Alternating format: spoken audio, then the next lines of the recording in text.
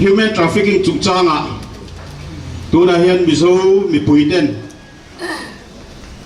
pro thil huat thala deuh mai kan to ka a thon tu agency te laka hian chol bun mi le sa po ni selan na takin danangin ma ala tura kan ngai ani tikha kan han soi duwa chu wang chuan the Mizoram Private Placement Agency Regulation Act 2015 a chuan hetiang anga dan bo chian na hi cheng nuai khat in choi tir theina le kum thasari lungin tan theina ania chu wang chuan pumsari lungin tan theina ania tuna hian heng ho hian he shem na dan kan nei sa hi an tong lo ani chuan voin ringot thi kan top na tur ani lo ti po kan han soi du ani ti chuan kan police te pon khongaya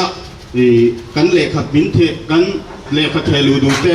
mi thelu liu tir turin in khongai na kan han nge na ni e kan senior vice president pur ni pui patio tuan sei le lok se voin ni hian kan nam nu la te Middle East ram Dubai ram in lo te hi an him lo ni tun ma tang to in sang ni som pathum ve la tang to khanin thi rampo na in thon chua hi an lo wa to thina amai ro chu boina tok lovin luang takin an kal chho thina boina aron luar chho vak hi sang ni som ni pakhat ve la tang ani menek sarkar lai tang ani chu ti chuan hey YouTube parte kan muang kan lo thlir thina nga na sa takin ti du na dana kan u nau kan mei chia ten an lo tua thina ni he mi chung changa malak theina tura kan ngai poi mo te kan rum tar lange kan tia Result lay role Dubai United Arab Emirates UAE housemate tura sarkar dana kumpot ling lo agency in passport diglo le immigration license legal documents pakhat po nei lova thon an ni duwa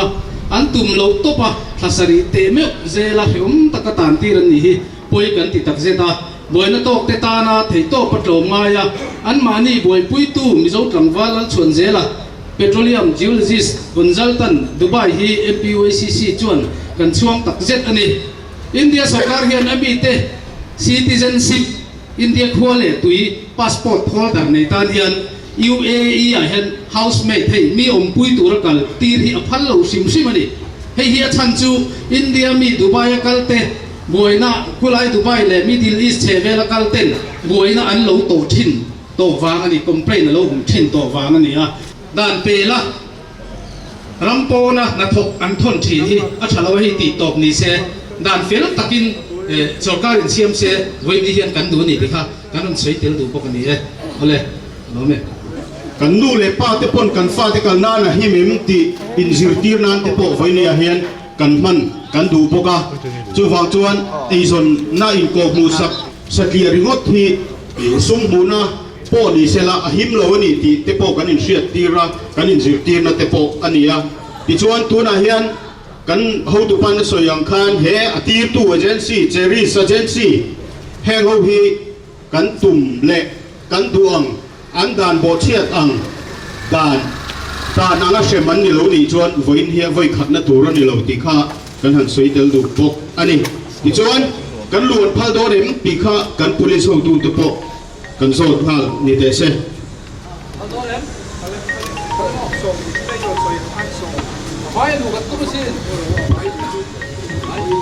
boina hian boina siam tur local kan ni lo chu wang chuan som chok kan local si lo wa kan kal na ha sia chu wang chuan kan wai in min lu tir turin kan din cheu ni min phol sak don lo chuan som chok chu thei lo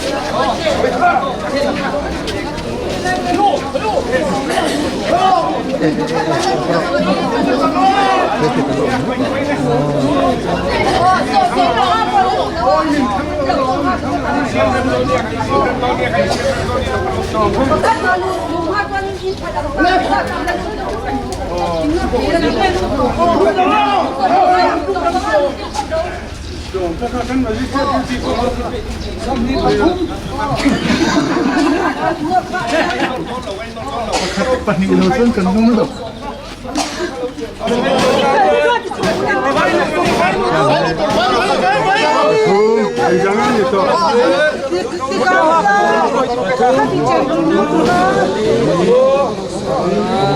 Cumi. Som. Om itu. Tuhan som ini.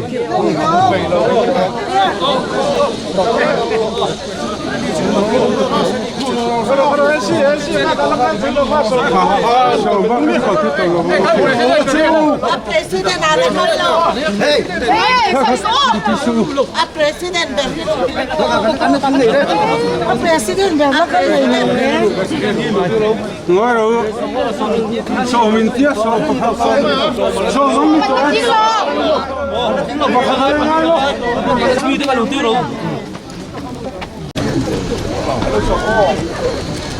Ciro tahan.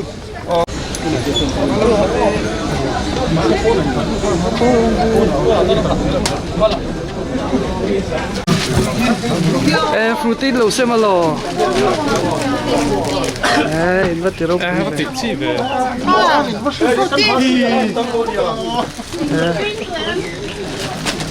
Khay. Frutti ta tùy tên lo xem đi mo.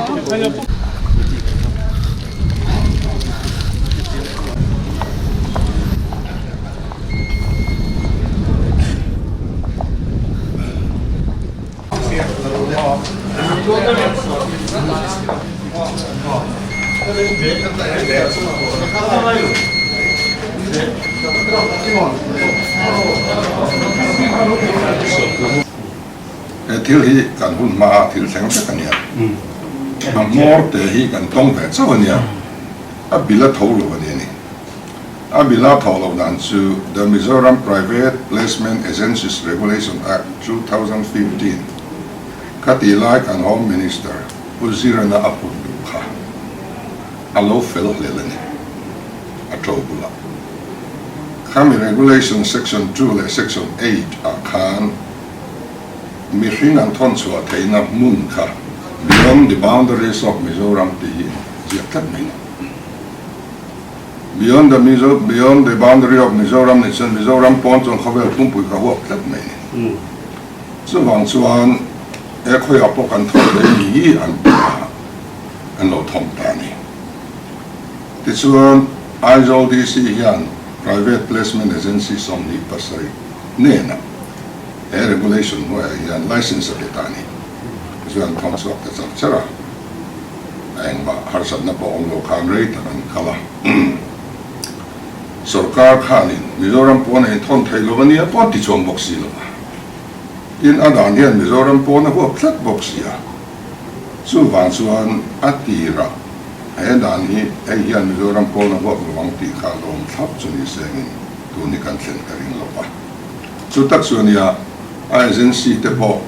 za intention ila thil ti sol an ni bi lo ka zu dina hausa ka soi chan po ka su ni be e mani chana po hanin da ta ina ka khani be ta da bang khan chu ti chon rol chon lo thil pakhat le chon khatiang han an mani khan khatia a victim tenan han ni khan an ko tan sil ta dei sia Mizoram Matang Agency ka khalai tak khan Mizoram pa to mai na ma ko chu kan han soi na mo ti chuan kha khalo to khaw lo mai ni Mizoram sarkar in da na sia ma kha India ram chunga tan te chuan lo siam sa in man thei mai ma se overseas tan khan in a thei lo wala ma se in adan hian a phal biu sia so bang chuan no tham chu ka ani na tak ka chuan Immigration Act. Adan hian palmio si ti la ka. Oh, kasoi tos ka section 2 le section pariat na ka enro. Beyond the boundary of Mizoram ti kachong level. Khang agency tena mi an thon so thei na mun kha Mizoram po na ho pani. Chumya bang chuan adan hi lo fil le ni. ก็เดียนิจูอัติระมิโซรัมปอนอินเดียรัมปอนเอ็นทอนสวักเฮลวันที่ดานิเฟลตักินเสียมนิเสติลิเทงฮาวลมที่ชวนอดานตักตัวชวนอินเดียรัมปอนทอนสวักตัวชวน Immigration Act 1983 nuaya Protector of Immigrant nuaya sumina na chwan license and deal turani chu Ministry of Overseas India Affairs nuaya ani chumin nuaya chuan India ramatang yan men thon chuak ani antinan Dubai ti chuan Kerala ti chuan thon chuak ne ma and source of income lian pertezina tel phakani tin Philippines deponent thon chuak na sa tin Dubai kwandan takan nei ni hemi Immigration Act nuaya thon chuak hi tuman boy an tho tu ten tho na mun tu te kan long zum ta an sheveka amaro chu tikhan khadan tel ka chuan Immigration Act nuaya khan license an nei lo chuan thon chuak theina an nei lo ni di ka riat aloni ta chuan hek na lo lu ta September ni som palia khan American Women Child Development Bill lampang yan evayaran ng telo ta tatang khan sarkar masa khan aheta chawani tisuan ni som pali takwa evayaran telo ta tisuan anvain mi som thumi arrest anni tona sung arrest po su kanun mabet ania pakhat ero su kumin January thaman khang be chuan election lo ni nen an mi man tur le an sui tur kha aseng khan agency ka somni pasari lai kha so karma sa khan license lo pe to sia khang ho jong jong han ti chung kha lu vei are ve de le ka ti chuan khami kha bele bu ni tla ta bangin belin to nai nan chok re ni so bang chuan UT pa case bond register lo han ti ta kha chu adi to ba kan sarkar masa khan action alola dai to lo ani tichuan tu na hian prosecution ti chuan prosecutor general of immigration atangin prosecution sanction la kanaya chu kumin January ni somni panga khan dil nan thelu ta ani eng jong jong anan dia tang khan so September atang chuan arei vak lo chu investigation pro anti muang lu tuk big lo ti chuanin ni som ni panga January an thelu ta March ni som pariata khan reminder and thong de ti chuan tun ni som panga tu khan ni som panga khan an remind leni ma se chan na la lo mi te hian prosecution sanction an te chuan court in alai ta do le ka chu kanin ro phak nan to lo ko tu khan ni maya an dan do chiat kha to Mizoram Placement Agencies Regulation Trim po chiat ten ya tin kami Immigration Act nuaya license an nei lo te kha lo ni in passport te lo ni sang kha til bo chiat chuan lo nei nual mai ni lo po tu case bi ka chuan mo sa kami agency chol hunami te khan kum ting lo khan te po khan ni to vekani chuan ama hing lo khan Bay Rabini. Kang Zong ka investigation na hiyan and koi vekta John prosecution su kasi ito ang kan Protector General of Immigration ina aron peklo chuan prosecute mo pa kakaan mabaka ni yang kalo nila takawang kan ni kumlala kan October niliya kan kami license niya ka temporary in DC in a suspense sa kani. Ang sa temporary rin matan niya at taga-suspend ka nila. Sang nila som ni pariat lenga walit te po kano mani unlicensed. Amara sa ka DC kan. Sanction ka angay ker tilami. Angay ker. Amara mi som tum kan lo man to siya. Niya man to kan. Sanction mo tilami. O hay so ang lo crime and economic offense ni klata mo kakaadaan ka ni.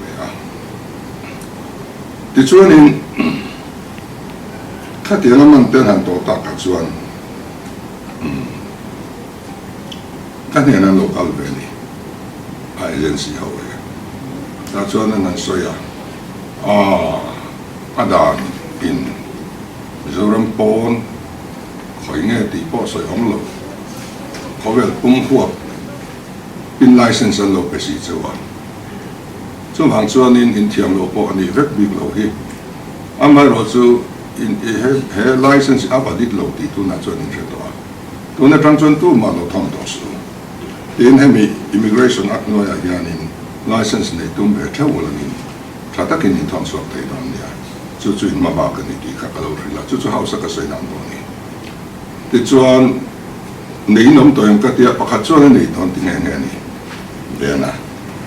จู่ๆที่ลงเสียเนี่ยแต่จวนตัวนั้นยังนี่immigration เช็คเลยเช็คแล้วขัดจวนกันแล้วตัวสกัดหมอปุ่นนั่นเนี่ยแค่นี้สวยภาพอันนี้หรอกแต่อันนี้จวนทอนสวบกันนี่ไม่อันละหัวเลยนะตัวละมายังหมอปุ่นนั่นเนี่ยหรอกทอนสวบเลยน้ำมุกสักครับอันนี้ไม่อะที่ immigration เช็คง่ายเลยสกัดตั้งแต่ก็เอามาสกัดเองมาจากที่เช็คง่ายเอาบุกอาลิสกันไปยันเอาไปอ่ะส่วนตัวนั้นส่วนเกี่ยนี่นะเฮ็ดอย่างเที่ยวเห็นตาส่วนสารก็เราก็รู้ที่ไว้เลยลูกเช่นเป็นเนี่ยมันมั่วตัวนั้นการรุ่นการเคสปีกับจวนบูมชวนนี่ตัวนั้นการเคยรอนไปที่ฉันจุสิงคโปร์ไอ้UAE หลังเรียนก่อนจู่ investigation เนี่ยนะเข้าอะไรไปกันจู่ investigation นั้นจะตัว prosecution นั้นดีลเมกันนี่จู่ arrest อันนี้เวทตัวบอกกัน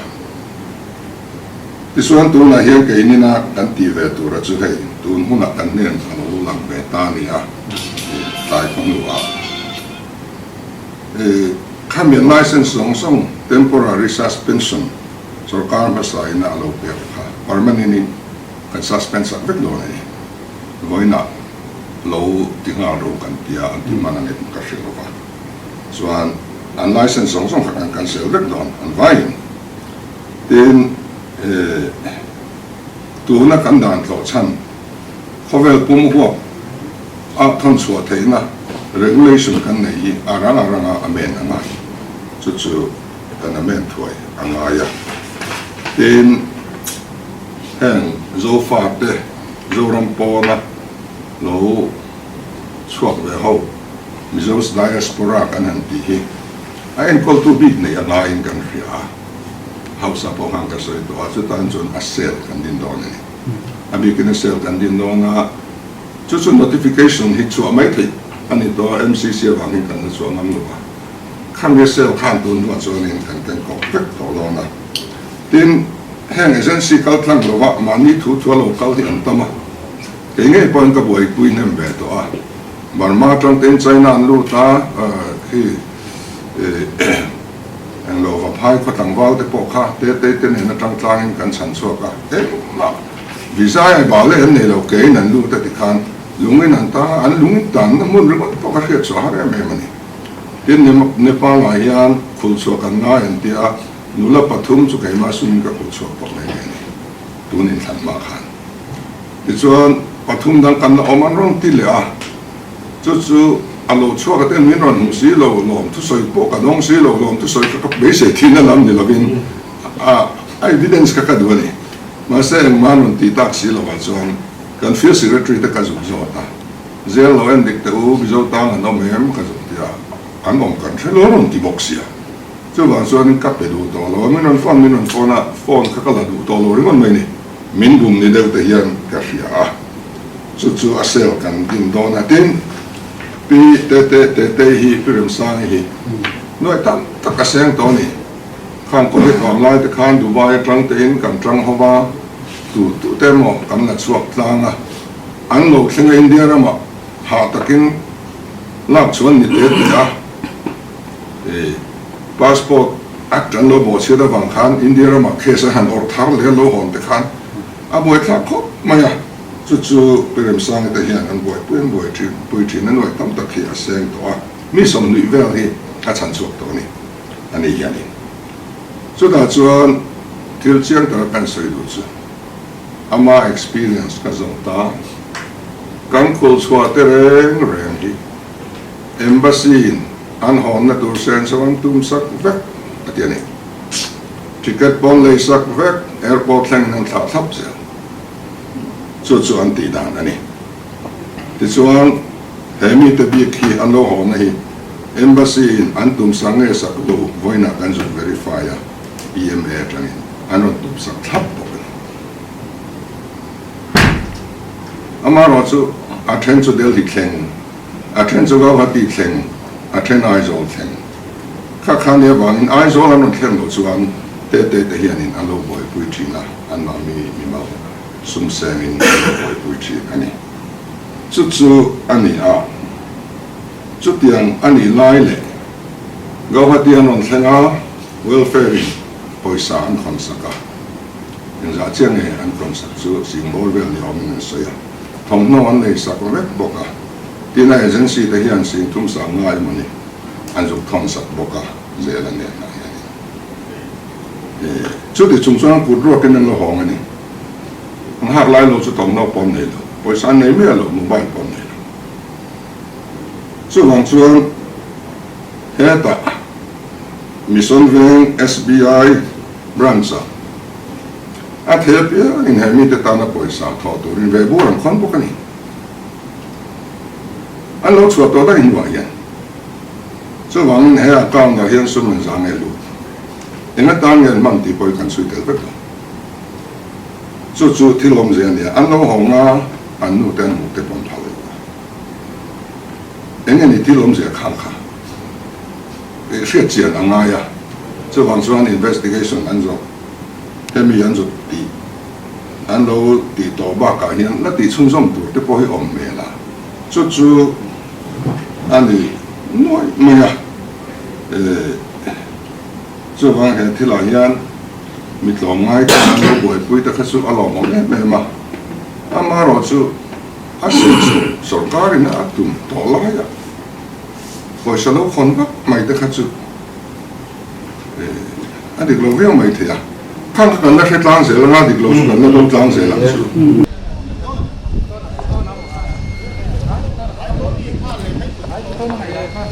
media lan ni choi tha nei với nó kan kal cham in share ma tu lai burning issue lian tak ania wa kan siam po le kha te pe in